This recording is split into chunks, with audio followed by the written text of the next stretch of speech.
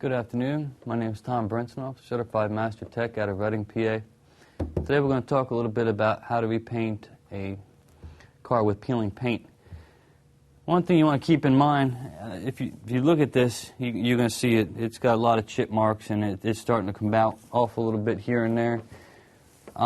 As this thing gets a little older and it starts to rust out a little bit and get a little bit of moisture between the paint and the primer, it's really going to start peeling back. You know, there's a lot of Fords and Chevys out there that had a lot of problems with the primer back in the early 90s, late 80s, and the paints just peel off. It looked like they went 200 miles an hour and the paint's just flying off of them.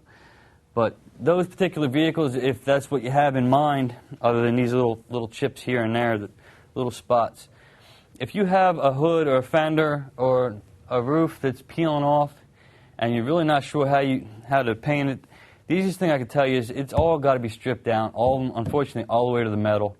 Because a lot of times, the problem they had was actually in the primer itself. The paint isn't sticking to it. So even if you would take the paint off and repaint it, it's just going to continue to peel on you. So you have to strip it all the way down to the metal, which takes a lot of grinding, a lot of chemicals to get it off. Keep that in mind. Even these little spots here throughout the hood, if you were to touch that up with a little tiny body glazing, sand it down nice and smooth and repaint it, over time this hood too will initially start to peel after a couple of years. So just keep that in mind. If that's the issue you have, your best bet is to sand it all down, start from scratch, and go from there if you want the best job you can possibly get. And that's the most I can tell you when you're talking about painting a car with peeling paint.